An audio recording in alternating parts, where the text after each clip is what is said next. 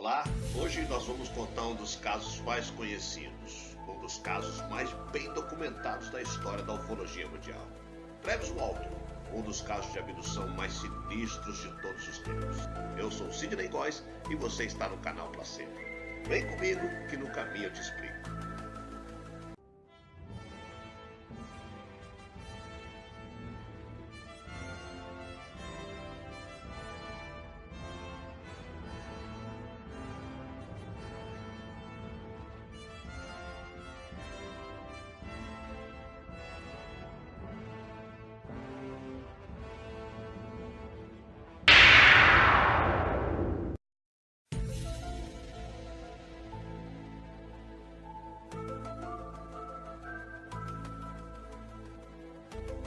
Travis trabalhava como lenhador e estava realizando serviços na Floresta Nacional no estado do Arizona, na companhia de outros 6 homens: Mike Rogers, Ken Patterson, Alice Dennis, Joe Gullett, Diane Smith e Steve Pierce. O grupo havia sido contratado pelo Serviço Florestal dos Estados Unidos para desempenhar uma variedade de tarefas, entre elas podar arbustos e pequenas árvores em uma área de mais de 1.200 acres, próximo ao vilarejo de Snowflake, onde os homens moravam. No entanto, como o cronograma de trabalho estava atrasado, os homens decidiram fazer turnos mais longos, iniciando as tarefas por volta das 6 da manhã e finalizando somente depois do pôr do sol. Então, no dia 5 de novembro, por volta das 6 horas da tarde, o grupo embarcou em uma caminhonete e, enquanto retornava a Snowflake para descansar, os lenhadores avistaram uma intensa luz que vinha de trás de uma colina. É claro que eles ficaram super curiosos e decidiram se aproximar para descobrir o que, afinal, estava emitindo o brilho. E foi então que eles avistaram um OVNI pairando a cerca de 6 metros do solo. Segundo seus testemunhos, o objeto tinha formato de disco, contava com aproximadamente 6 metros de diâmetro e 2,5 metros de altura, e apresentava uma série de linhas divisórias verticais escuras em sua superfície. O grupo parou a caminhonete e Walton, que na época tinha 22 anos, saltou e foi correndo ao encontro do disco voador, enquanto seus companheiros atônitos gritavam para que ele voltasse. Então, quando Walton se encontrava praticamente debaixo do objeto, o disco começou a girar e produzir barulhos semelhantes aos de uma turbina. Ele até tentou se esconder atrás de uma pedra, mas de repente o objeto emitiu uma intensa luz verde azulada e Walton lembra que sentiu como se seu corpo tivesse sido eletrocutado. Walton não se recorda do que aconteceu depois, mas seus companheiros, que dizem ter testemunhado a tudo isso, contaram que seu corpo começou a levitar, arqueado para trás, e chegou a ficar a cerca de 3 metros do solo. Em seguida, Walton foi lançado para longe feito uma marionete e seus colegas, apavorados e crentes de que ele havia morrido, fugiram da caminhonete com medo de serem os próximos. No entanto, após se certificarem de que não estavam sendo seguidos, os homens iniciaram uma discussão e decidiram voltar para recuperar o corpo do amigo.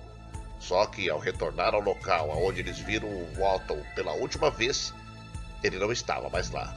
O grupo chegou a vasculhar toda a área em busca de pistas, mas depois de não encontrar absolutamente nada, começaram a considerar a ideia de que ele tivesse sido levado pelos ocupantes da nave.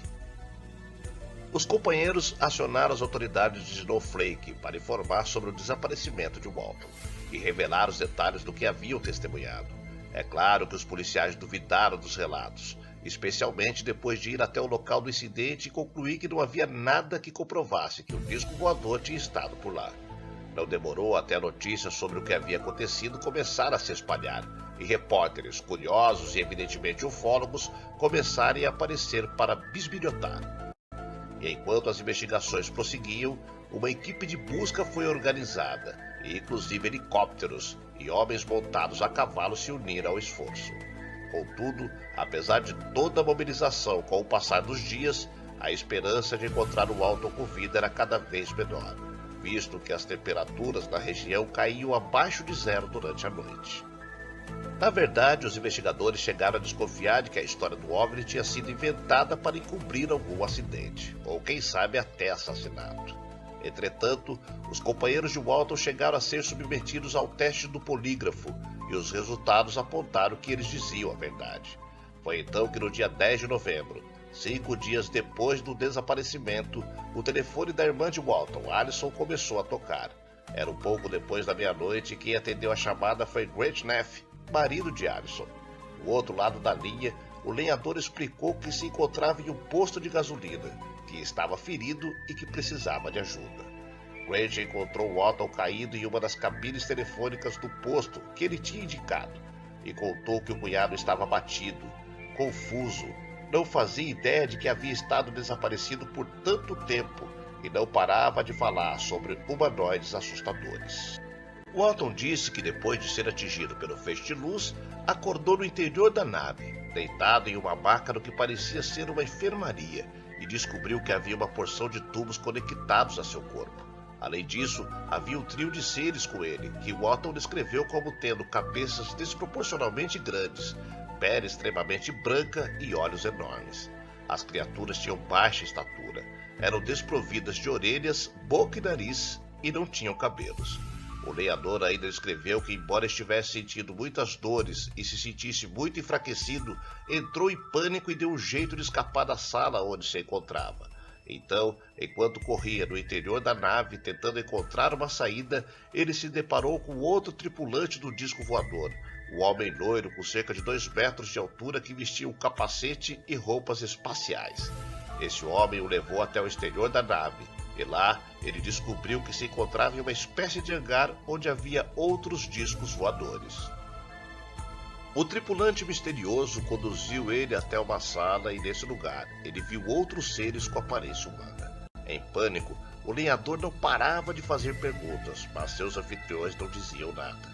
Em seguida, os seres delicadamente puseram uma máscara sobre seu rosto. E tudo que Walton se lembra depois disso é de ver a nave se afastar enquanto ele acordava no acostamento de uma estrada. Foi então que ele caminhou até o posto de gasolina, ligou para a casa de sua irmã e desmaiou na cabine telefônica. O incidente gerou uma repercussão imensa e foi largamente coberto pela mídia, tanto que a história de Walton e seus companheiros acabou ficando conhecida como o caso de abdução alienígena mais bem documentado de todos os tempos. E era mesmo de se esperar. Afinal, a coisa toda supostamente foi testemunhada de perto pelos 6 colegas do lenhador. E eles, inclusive, foram submetidos e passaram no teste do polígrafo. Aliás, Walton chegou a passar pelo teste em outras ocasiões, inclusive a pedido de organizações de ufólogos. Ele também apareceu em inúmeros programas de televisão e, juntamente com os seus companheiros, recebeu um prêmio em dinheiro de um tabloide sensacionalista pelo melhor caso de OVNI do ano, em 1978. Walton lançou um livro contando sua experiência e o caso se transformou em um filme, Fogo no Céu, de 1993.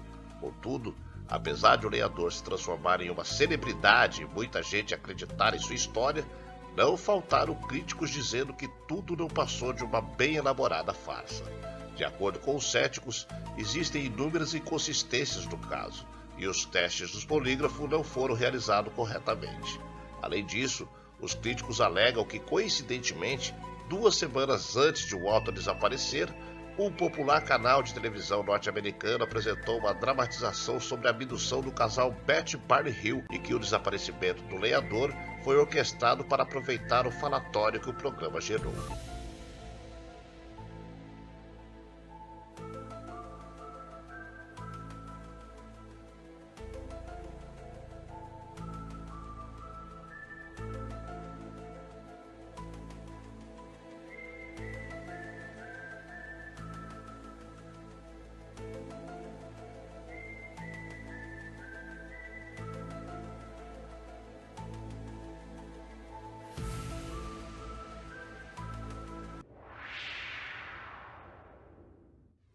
Travis Walton continua defendendo a versão de que realmente foi abduzido naquela fria noite de 1975. Ademais, o seu caso gera ainda bastante interesse e até hoje ele é convidado para dar entrevistas e participar de encontros de ufólogos pelo mundo todo.